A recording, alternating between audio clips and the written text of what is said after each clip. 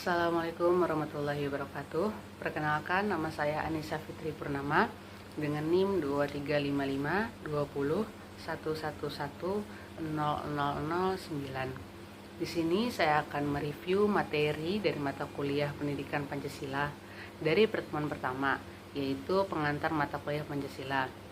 Di pertemuan ini dijelaskan beberapa overview dalam mata kuliah tersebut, seperti yang pertama yaitu peraturan perkuliahan, yang kedua metode perkuliahan, yang ketiga materi perkuliahan, dan yang keempat yaitu tugas perkuliahan. Yang pertama ada peraturan perkuliahan. Di sini dijelaskan beberapa peraturan yang harus ditaati oleh mahasiswa saat kelas sedang berlangsung. Yang kedua yaitu ada metode perkuliahan. Di sini menggunakan metode cara belajar siswa yang aktif. Dan yang ketiga, di sini ada materi perkuliahan. Di sini sudah diberitahu sejak awal materi perkuliahan dalam setiap kali pertemuannya dan dipresentasikan secara kelompok di depan kelas. Dan yang keempat yaitu tugas perkuliahan, terdiri dari tugas individu dan kelompok, kuis, UTS, dan UAS. Selanjutnya pertemuan yang kedua yaitu pengenalan Pancasila. Dalam pertemuan ini ada 3 materi yang dibahas. Yang pertama yaitu Pancasila sebagai dasar negara Indonesia, yang kedua sejarah pembentukan Pancasila, dan yang ketiga yaitu makna dan nilai-nilai Pancasila. Pancasila merupakan dasar negara Indonesia yang dijadikan sebagai ideologi negara. Sejarah pembentukan Pancasila merupakan proses panjang yang melibatkan perjuangan dan perdebatan antara pemimpin bangsa Indonesia pada masa awal kemerdekaan. Nilai-nilai Pancasila akan menjadi pedoman dalam kehidupan bermasyarakat, berbangsa, dan bernegara di Indonesia. Pertemuan yang ketiga yaitu Ketuhanan Yang Maha Esa. Dalam pertemuan ini ada 3 materi yang dibahas. Yang pertama yaitu pemahaman tentang sila pertama Pancasila, yang kedua konsep ketuhanan dalam berbagai agama, dan yang ketiga yaitu penerapan nilai ketuhanan dalam kehidupan berbangsa dan bernegara. Sila pertama Pancasila mengajarkan untuk menumbuhkan sifat-sifat luhur seperti saling menghargai, saling menghormati, saling menyayangi, dan saling mengayomi. Setiap agama memiliki pandangan yang berbeda-beda terhadap konsep ketuhanan mereka. Toleransi dan penghormatan terhadap perbedaan ini merupakan bagian terpenting dari kerukunan beragama.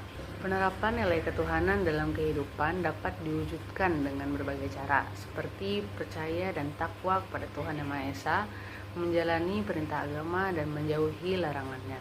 Selanjutnya pertemuan yang keempat yaitu kemanusiaan yang adil dan beradab. Dalam pertemuan ini ada 3 materi yang dibahas. Yang pertama yaitu pemahaman tentang sila kedua Pancasila, yang kedua pemahaman tentang hak asasi manusia, dan yang ketiga studi kasus tentang hak asasi manusia. Hak asasi manusia adalah seperangkat hak yang melekat pada hakikat dan keberadaan manusia sebagai makhluk Tuhan Yang Maha Esa. Contoh pelanggaran HAM ringan seperti kelalaian dalam memberikan layanan kesehatan, pencemaran lingkungan yang disengaja, kelalaian dalam memberikan vitamin kadaluarsa pada ibu hamil. Pertemuan kelima yaitu Persatuan Indonesia. Dalam pertemuan ini ada 3 materi yang dibahas. Yang pertama yaitu pemahaman tentang sila ketiga Pancasila, dan yang kedua yaitu pentingnya persatuan dalam keberagaman, dan yang ketiga yaitu strategi memperkokoh persatuan di Indonesia. Nilai yang terkandung dalam sila ini menjadi landasan bagi bangsa Indonesia untuk mempersatukan warga negara dalam keberagaman. Salah satu sikap yang patut dilakukan untuk menjaga kestabilan dalam keberagaman di masyarakat yaitu tidak memandang rendah suku, bangsa, dan budaya daerah lain. Persatuan dan kesatuan di Indonesia merupakan hal yang sangat penting dalam menjaga stabilitas dan keamanan negara. Namun seringkali ada saja pemicu konflik yang dapat mengancam persatuan dan kesatuan bangsa. Pertemuan yang keenam yaitu kerakyatan yang dipimpin oleh hikmat kebijaksanaan dalam permusyawaratan perwakilan. Dalam pertemuan ini ada 4 materi yang dibahas. Yang pertama yaitu pengertian sila keempat Pancasila, dan yang kedua demokrasi dan partisipasi politik dalam sila keempat Pancasila, dan yang ketiga hubungan antara demokrasi dan partisipasi politik, dan yang keempat peran masyarakat dalam pembangunan demokrasi di Indonesia. Makna sila keempat mencakup berbagai hal yang berkaitan dengan sikap musyawarah, demokrasi, dan tanggung jawab dalam mengambil keputusan bersama. Demokrasi tidak dapat berjalan dengan baik tanpa partisipasi politik yang aktif dari rakyat. Partisipasi politik rakyatlah yang memastikan bahwa demokrasi benar-benar dijalankan berdasarkan kedaulatan rakyat. Peran masyarakat dalam pembangunan demokrasi di Indonesia memang sangat penting untuk membangun budaya demokratis yang mencakup nilai-nilai seperti toleransi, menghargai perbedaan pendapat, menjunjung tinggi nilai dan martabat manusia, serta saling menghargai. Pertemuan yang ketujuh yaitu kuis. Pada pertemuan ini kami melakukan kuis untuk mereview materi yang sudah dipelajari dan dipresentasikan ke depan dari pertemuan kedua sampai dengan 6. Mengerjakan kuis secara individu dan soal diberikan saat kuis dimulai. Kuis dikerjakan dalam selembar kertas dengan soal tentang bagaimana cara menerapkan Pancasila dalam kehidupan sehari-hari. Selanjutnya pertemuan yang ke-8 yaitu UTS. Pada pertemuan ini kami melakukan UTS atau ujian tengah semester, yaitu tugas kelompok membuat video tentang materi yang sudah diberikan setiap kelompoknya dan diupload di YouTube. Selanjutnya pertemuan yang ke-9 yaitu keadilan sosial bagi seluruh rakyat Indonesia. Dalam pertemuan ini ada 3 materi yang dibahas. Yang pertama yaitu pemahaman tentang sila kelima Pancasila, dan yang kedua kesenjangan sosial dan upaya mengatasinya, dan yang ketiga yaitu penerapan nilai keadilan sosial dalam kehidupan sehari-hari. Pemahaman terhadap makna sila kelima Pancasila menjadi salah satu hal yang wajib bagi negara Indonesia. Masyarakat juga wajib mengamalkan dan menjadikan setiap Pancasila sebagai pedoman hidup. Kesenjangan sosial sering disebut juga dengan ketimpangan sosial. Keadaan ini merupakan suatu ketidaksesuaian antara unsur kebudayaan atau masyarakat yang membahayakan kehidupan kelompok sosial. Salah satu contohnya seperti gaya hidup ekonomi atas dan ekonomi bawah. Selanjutnya pertemuan yang ke-10 yaitu implementasi Pancasila dalam kehidupan sehari-hari. Dalam pertemuan ini ada 3 materi yang dibahas. Yang pertama yaitu studi kasus tentang penerapan Pancasila dalam kehidupan sehari-hari. Dan yang kedua, peran individu dalam membangun moralitas dan berbangsa. Yang ketiga yaitu faktor penghambat dan pendukung implementasi Pancasila. Pancasila merupakan dasar negara Republik Indonesia yang memiliki makna nilai-nilai luhur setiap silanya. Peran individu dalam membangun moralitas sangat penting karena moralitas merupakan landasan yang kuat untuk membangun masyarakat yang adil dan harmonis. Faktor penghambat implementasi Pancasila seperti kurangnya pemahaman nilai Pancasila, pengaruh budaya luar, dan lemahnya penegakan hukum. Faktor pendukungnya seperti landasan konstitusional yang kuat, kebijakan pemerintah, dan peran lembaga dalam menanamkan nilai-nilai Pancasila. Selanjutnya pertemuan yang ke-11 yaitu Konstitusi dan Pancasila. Dalam pertemuan ini ada 3 materi yang dibahas. Yang pertama yaitu landasan konstitusional yang ada di Indonesia. Yang kedua, Pancasila sebagai sumber hukum Indonesia. Dan yang ketiga yaitu amandemen UUD 1945. Landasan konstitusional di Indonesia adalah UUD 1945. Pancasila dan UUD 1945 memiliki hubungan yang erat dan tidak dapat dipisahkan. Pancasila merupakan dasar negara dan ideologi bangsa Indonesia, sedangkan UUD 1945 merupakan landasan konstitusional atau hukum dasar tertulis yang mengatur penyelenggaraan negara. Amandemen UUD 1945 adalah perubahan atau perbaikan terhadap UUD 1945 yang merupakan konstitusi tertulis Indonesia.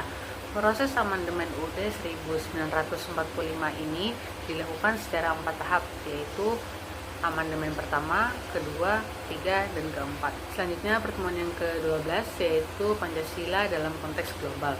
Dalam pertemuan ini ada 3 materi yang dibahas. Yang pertama yaitu perbandingan nilai-nilai Pancasila dan nilai-nilai universal. Yang kedua yaitu peran Indonesia dalam mengembangkan perdamaian dunia. Dan yang ketiga yaitu studi kasus keberhasilan diplomasi Indonesia berdasarkan Pancasila. Nilai ketuhanan dalam Pancasila sering dibandingkan dengan konsep kebebasan beragama dalam nilai-nilai universal. Indonesia memiliki peran penting dalam upaya mempromosikan perdamaian dunia.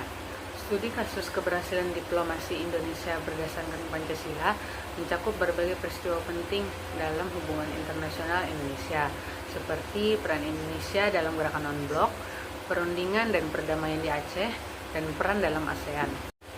Selanjutnya pertemuan yang ke-13 yaitu kepemimpinan Pancasila. Dalam pertemuan ini ada 3 materi yang dibahas. Yang pertama yaitu konsep kepemimpinan berbasis Pancasila. Dan yang kedua yaitu studi kasus kepemimpinan yang mengacu pada nilai-nilai Pancasila. Dan yang ketiga yaitu tantangan dalam menerapkan kepemimpinan. Menerapkan konsep kepemimpinan berbasis Pancasila secara konsisten dan berkelanjutan akan tercipta kepemimpinan yang mampu memperkuat persatuan dan kesatuan bangsa. Contoh studi kasus kepemimpinan seperti pada sila pertama, yaitu Bung Karno dikenal sebagai sosok yang religius dan menghargai perbedaan agama di Indonesia. Selain itu juga ada tantangan dalam menerapkan kepemimpinan, seperti mementingkan diri sendiri dan pengaruh budaya asing yang buruk. Selanjutnya pertemuan yang ke-14 yaitu integrasi nilai Pancasila dalam pembangunan nasional. Dalam pertemuan ini ada 3 materi yang dibahas. Yang pertama yaitu pemahaman tentang pembangunan berkelanjutan, dan yang kedua yaitu strategi menerapkan nilai-nilai Pancasila dalam pembangunan nasional. Yang ketiga yaitu peran mahasiswa dalam pembangunan berkelanjutan. Pembangunan berkelanjutan adalah konsep yang bertujuan untuk memenuhi kebutuhan manusia saat ini tanpa mengorbankan generasi mendatang dalam memenuhi kebutuhan mereka. Menerapkan nilai-nilai Pancasila dalam pembangunan nasional memerlukan pendekatan yang sistematis, seperti partisipasi aktif masyarakat, serta pemanfaatan teknologi dan inovasi. Mahasiswa memiliki peran penting dalam mendorong pembangunan berkelanjutan, seperti penyebar pengetahuan, penggerak kegiatan sosial, dan agen perubahan. Selanjutnya pertemuan yang ke-15 yaitu kuis. Pada pertemuan ini kami melakukan kuis dengan selebar kertas tentang sejarah perumusan Pancasila, contoh penerapan Pancasila dalam kehidupan berbangsa dan bernegara, dan tantangan mengimplementasi nilai-nilai Pancasila di era globalisasi. Yang terakhir, pertemuan 16 yaitu UAS. Pada pertemuan ini kami melakukan ujian akhir semester, yaitu tugas individu membuat makalah dari awal materi sampai akhir materi dan membuat video review dengan materi yang sudah dipelajari dan dipresentasikan sebelumnya di depan kelas. Mungkin itu saja video review materi pendidikan Pancasila dari saya. Sekian dan terima kasih. Thank you for watching. Wassalamualaikum warahmatullahi wabarakatuh.